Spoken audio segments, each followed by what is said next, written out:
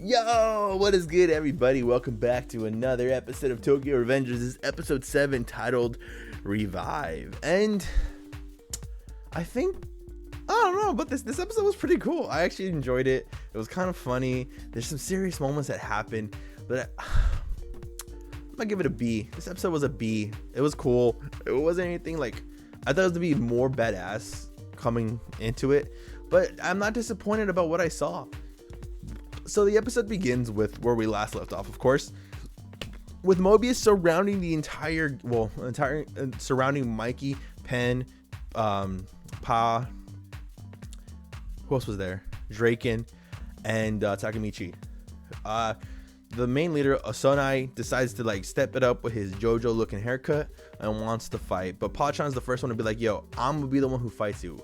Besides the fact that he literally beat the fuck out of Takemichi.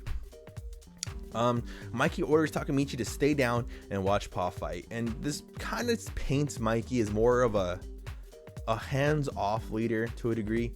He doesn't so much enjoy the fight, but he's a man of honor and a man of respect.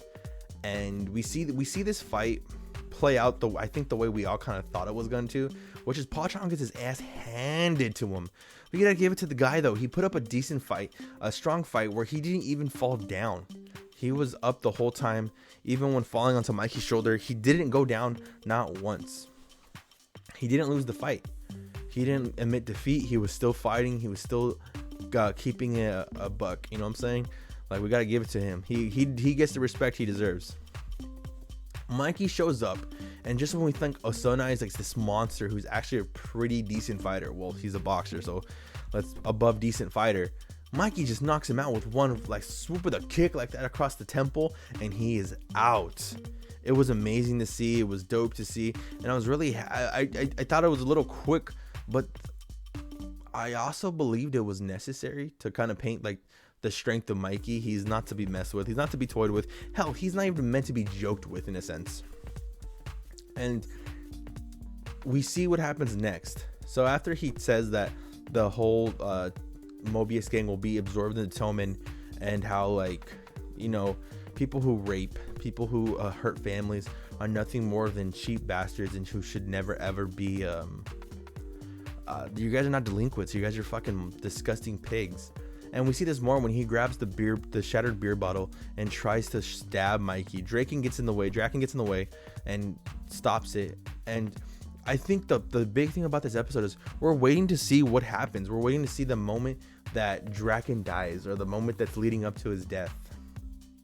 And we're on the edge of our seat thinking, what's gonna happen? What's gonna happen? When is it gonna happen? There's a lot of misleading moments, such as the beer bottle. Another one is after the fight, after they knock him out and they beat everybody and they tell the rest of the gangs to split because the cops are coming. He tells one of the Moebius members, grab a Sunai and get the fuck out of here. But right before anyone can grab a Sunai, while he's still on Draken's arm, Paul grabs a knife and stabs him in the back. In this glimpse, we don't see who has the knife. We just see a knife being pulled and stabbed into somebody. And we find out that Paul had a knife on him and he stabs a Sunai, leaving Draken more pissed off than he ever been. Mikey's terrified because he doesn't want his friends to get hurt, and it just goes to show the level of commitment these two have for the gang. For Mikey, keeping everyone safe is the most important thing. For Draken, is staying to our moral high ground is the most important thing. And it's challenged that these two challenge each other when they're trying to figure out what to do. Mikey wants Paul to go with him. Draken wants to get somewhere safe, and they're all running away, trying to get by. And Paul, he says he's gonna turn himself in. I gotta give it to the guy. He was really committed to what he wanted to, which was get revenge for his friend, who, of course, Osunai killed. The girl who they raped, his girlfriend, his best friend's girlfriend, the family that they killed, his best friend's parents. God, man, it's such a gang movie spot in this, where the one homie is like, I'm gonna stay back and take the fall for this one, and it's insane. Because of this, we wake up to Takemichi running away. He only passes out. He wakes up to a room with Emmy. What was her name? Emmy, I think it was. And she has to break the news to him that because of this incident, talking like Mikey and Draken are not on speaking terms. They don't want to talk to each other. They're not associating with each other. It's bad. And there's a funny moment when she's crying on his lap and he's trying to comfort her, and of course Hina walks in and she thinks he's giving him head, and it's classic. But we hear for 3 days he's stuck in his room. He's 2 days away from the big fight, or the alleged death of Draken, and he doesn't know what to do. He puts together this puzzle, and I think the puzzle is a fun little tidbit of him trying to fix the pieces, trying to see where the pieces fit. And one thing I want to talk about is the fact that he puts the final piece in the puzzle, and it's a shot with him putting that final piece. I think it's a very powerful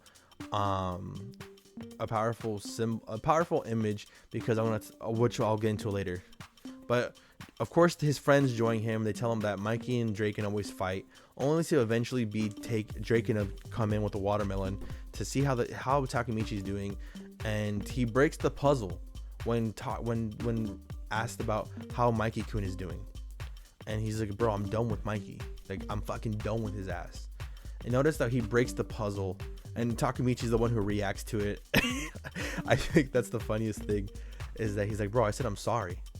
And another thing that happens is right when he's leaving, because he doesn't want to talk about what's going on with Mikey anymore, Mikey shows up to Takemichi's house, and he's like, what the fuck are you doing here? And they have like a little flex off of who's the more badass.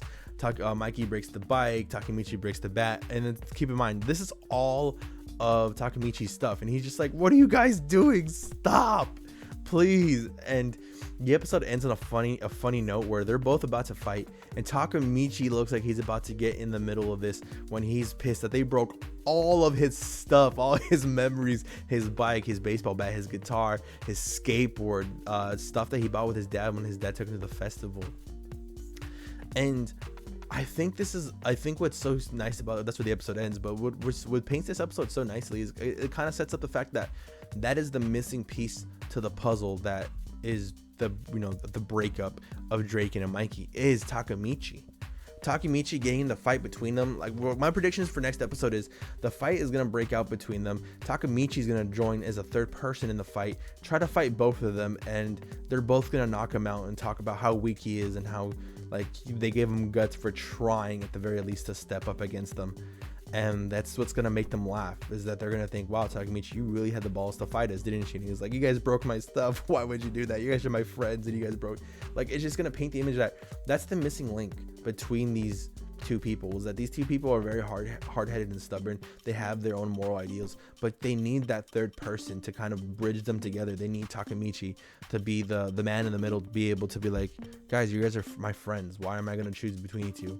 You guys don't choose between me. Like, we're all friends at the end of the day. I think that's what's really going to paint it, is Takemichi, in a sense, is the one who bridges everyone together. He's the crybaby hero, and I think that's really special. He's the reason why they're able to, when one gets, like, when they both puff up, he's the one who, like, depuffs them and says, guys, come on, we're friends. Let's stop with all these there's all this fucking mumbo jumbo drama. But yeah, my god, this episode was good. B episode, definitely. I can't wait to see what's gonna happen next episode.